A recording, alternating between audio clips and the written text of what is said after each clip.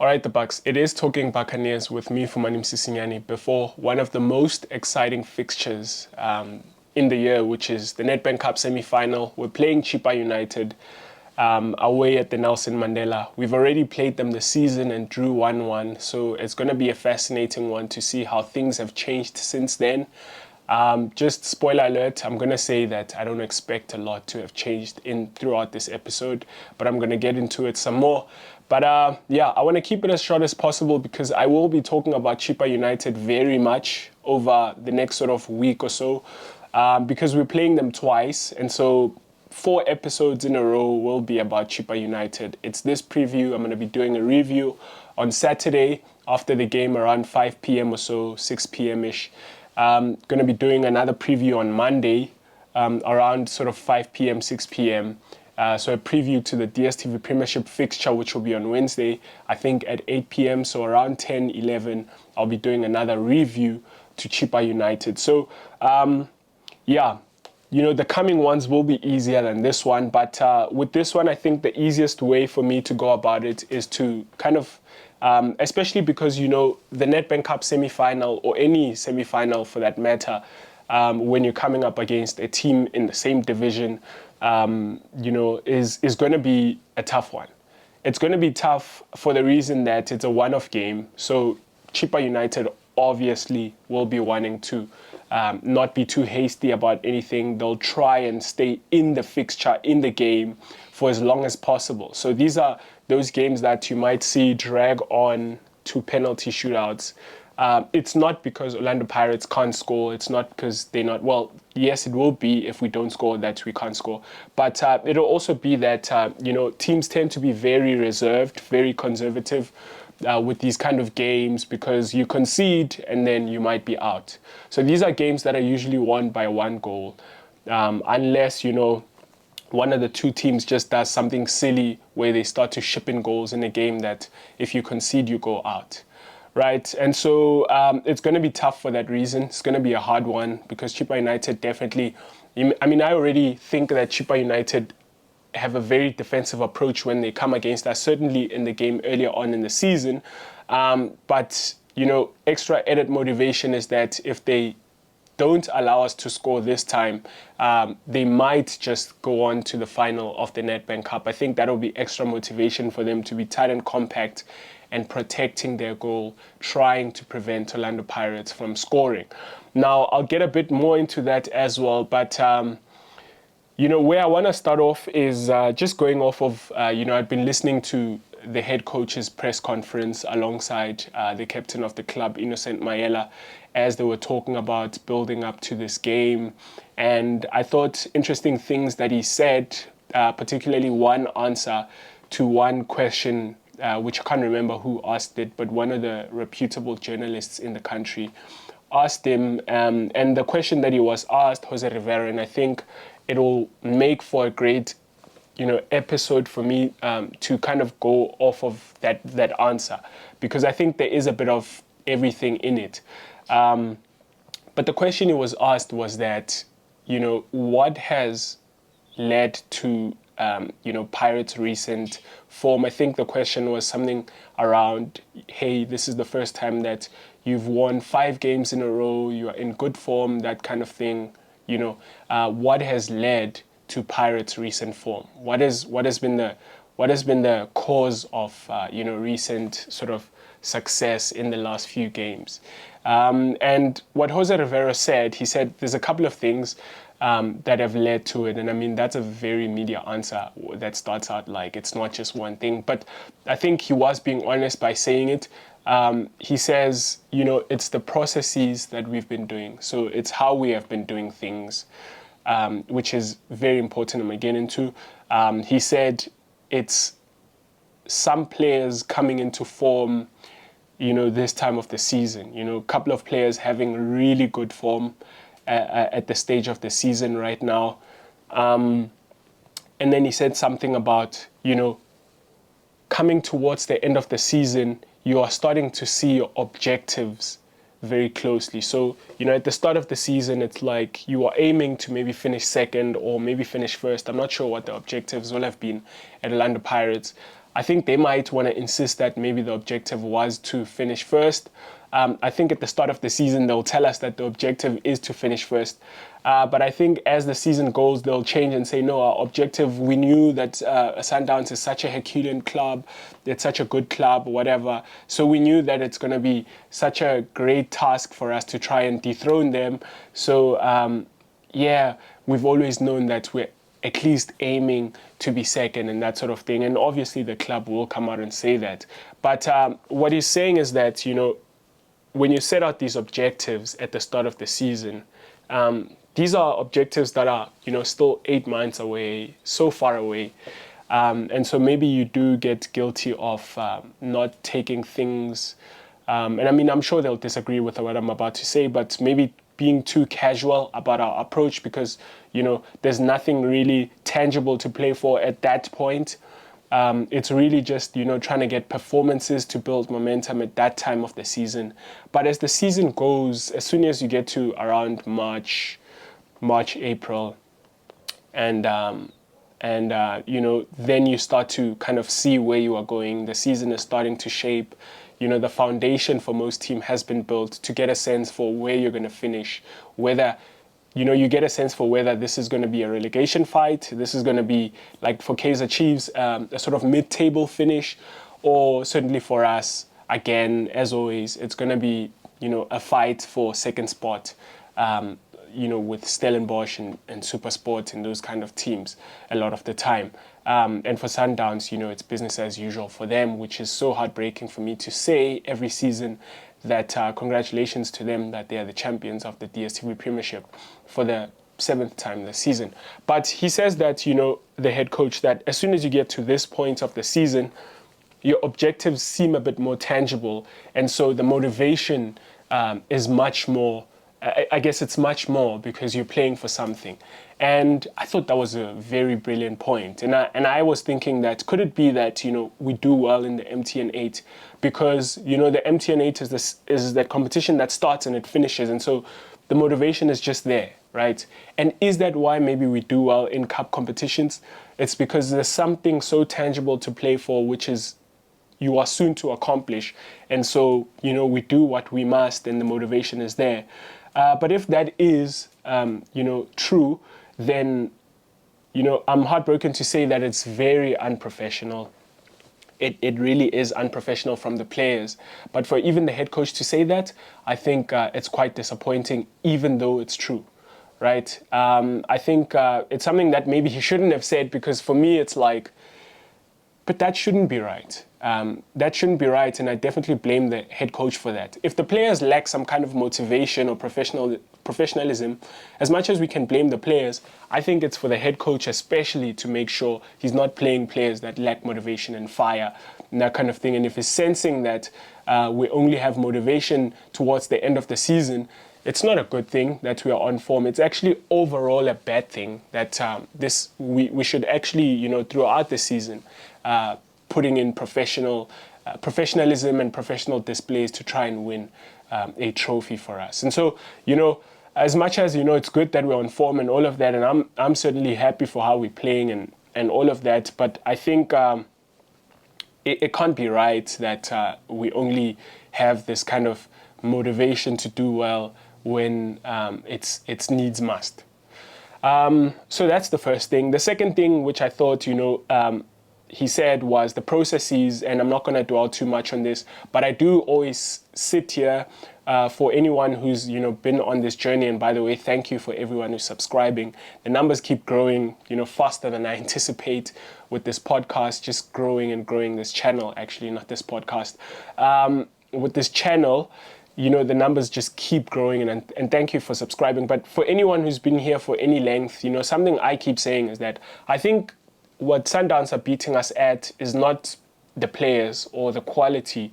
I think we've got, you don't need me to repeat it, the quality that we have on our bench and, just in the squad.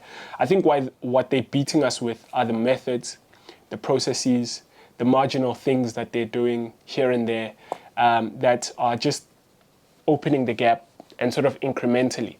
And to hear the coach talk of processes, just to hear him talk of it is very encouraging for me, because I definitely think that to win, you have to do the right things, and you have to do the small things right. And those small things, they sort of, incrementally sort of accrue, I don't know if that's the right word, but to a bigger thing, which is a big shiny thing a lot of the time. And so we want a shiny thing at the end of the season, but it's going to take for us to do the right small things. And I just thought that, we found out that Pirates traveled from Cape Town to Joburg to then come back to the KZN to play Chippa United, which I thought they would have made a one-way trip towards KZN. But is that part of the processes, coming back and training this side? Maybe it's something to do with an advice from someone in the conditioning side of things, or maybe just the head coach thought a different environment. Maybe our training ground is a winning environment now, and they sort of just want to go and recollect that spirit. And I'm speaking at this at a very shallow level. Don't think that I'm talking about serious spiritual things. Please, that's not what I'm saying. But I'm just saying that, with football, we often don't talk too much about the stuff that's happening outside of the football ground. There's so much happening outside, in the crowd and just even in the club. So maybe, part of, those processes is that there's such a good mood at the Ren Stadium where we train. And maybe coming back to Joburg, I beg your pardon. I keep saying Joseph every time I want to say Joburg. Maybe it's time that I do an interview with Joseph Makanya around the academy, but maybe for a future episode. But maybe just coming back to Joburg and recollecting that, that atmosphere, being in our winning training ground, and then going back to KZN with this buoyant energy is what it's part of these processes that we're doing right and things like that. And credit for that. I'm just thinking, I'm not saying that's what it is. I'm just thinking, and I'm sure there's more to that, even with training and conditioning. And he spoke of nutrition and all of that. Making sure that the players are in good condition to play at this busy time of the season. And then something else, just to wrap up on these points that he mentioned, is, players coming into good form. And I think that's a major one, because when I think about this build-up against Chippa United, and maybe let me get into it now. This build-up against Chippa United is that, I foresee and I predict that we're going to come against a team that's going to be very, very, very compact. And I think what happened in the last game is that, individual brilliance won the game, because I think, and I spoke about in the review of the Cape Town City game, so I will not labor that point, that it wasn't a game in which I thought that we sort of dismantled Cape Town City with our approach. I think at the right time, the flash of brilliance that we have in our team came out, and so in those two moments we won the game, which is good, which you need that, especially in the Nedbank Cup semi-final. So I see, just like in the 1-1 that we played against Chippa United, they were very compact that game. I mean, you might want to go back and watch the highlights if they're there. You can go and watch the highlights and watch the way that we scored against Chippa United. Is that we were struggling to even get anything on target. And this was around the time when we're scoring 4 goals here. I mean, we won, I think, against Kukune 5 goals. We scored 4 against Royal AM, and Lepasa was on form, and Saleng was also, sort of doing what Saleng used to do. And Mufukeng was on the rise and all of that. So we were having this momentum, right, coming into that Chippa United game, just like what's happening right now.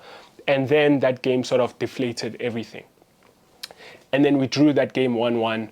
And they restricted us to very few opportunities in that game, Chippa United. And it's because Musele, and I can't remember who was playing alongside him in that particular game. Right now, it will be Majokoro and or Pochenpoel alongside, Goodman Musele in the center of midfield. They will sit right in front of Justice Chabalala and the other center back, and I'm forgetting his name now, and the right back, Kimis, I can't remember how you say it, and Modise at left back. So they will sit right on top of that back four, the two two central midfielders, I beg your pardon, they will sit right in front of them, and then you'll have Craig Martin as well. I'm not sure if Ronaldo Maman was playing in their previous game against us, but right now they obviously play with Craig Martin, who was playing at right back for us, you guys might remember. So he's someone who, has got enough going forward, just like maybe Thabiso Lebitso. I think they're kind of a similar player, even though Lebitso is more explosive than Craig Martin. But they're playing with someone who, played for us at right back, Craig Martin, playing as their right winger. So he will then come and also sit right on top of his right back. And then on the left, Kwabai, I think, plays there, will also come and sit right on top of Modise. Or Makwata, sometimes he's the one that will play there. Right on top of the left back as well. And they will not give you that space. So you'll have like a line of 4 and 5. And then obviously Evanga is the out and out striker for them. He's the target man for them. And so they'll have this line of 4 and 5 just being compact.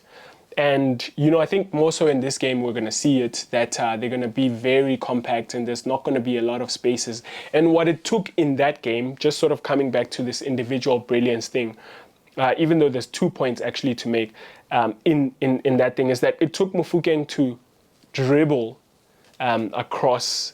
If you remember, he ran across sort of their back four, going to that other side of the field, and then he played something of a cutback, and then, Shandu was making sort of an inwards run into the box, and he ended up just putting the ball in the back of the net that way as he was making. But I think, the point to make there is firstly that individual brilliance of Mofokeng, where the game is tight, for him again to grab, like we saw on Wednesday against Cape Town City, is that he grabbed the game by the scruff of its neck, right? And, that unlocked Tshegofatso Mabasa because Mofokeng grabbed the game, right? And just like in this game against Cape Town City, he saw that game required for someone who's going to unsettle and move the defense about by just dribbling across. Because, one of the things that happen and what you love about players that are good with 1v1s or taking on players is that, you can unlock teams by passing the ball and moving their organization around, right? And look for those gaps as they're sort of shifting side to side, what have you. However, when you've got a player who can get past the man that is assigned him, that means that the one that is assigned someone else now has to step out and come and try and stop Mofokeng, which frees up that man. And just like that, you can play one pass and pass into that space that this defender vacates. And, so that's the beauty of players that can dribble and take on men, is because they free up spaces and men, because now another player has to try and engage you. And that's what it took in our last game against Chippa United for us to score a goal. And I do see that it would require something like that, where someone is individually brilliant like that, and he comes up with that kind of moment for us. Because definitely, if we don't move the ball, with a very high tempo, if we don't have players in sort of pockets of spaces where they can receive the ball with speed and precision, where we can find people like Maswanganyi in spaces where he can turn and play something that's going to unsettle their defense. If we can't move it very quickly and we're sort of just going with this tempo of, moving side to side, we're not going to get anything. But also we might need, like again, mentioning that we might need someone to come up with a moment of brilliance to unlock their defense. Not forgetting that they will also have, want to pose a threat of their own with maybe set pieces. For one, is that we've got to be careful. That's a huge phase in football that teams, when they come into semi-finals of the Nedbank Cup, will try and use. If we're not scoring, we have to remember that they can get set pieces and score against us. But also the counter-attack, right?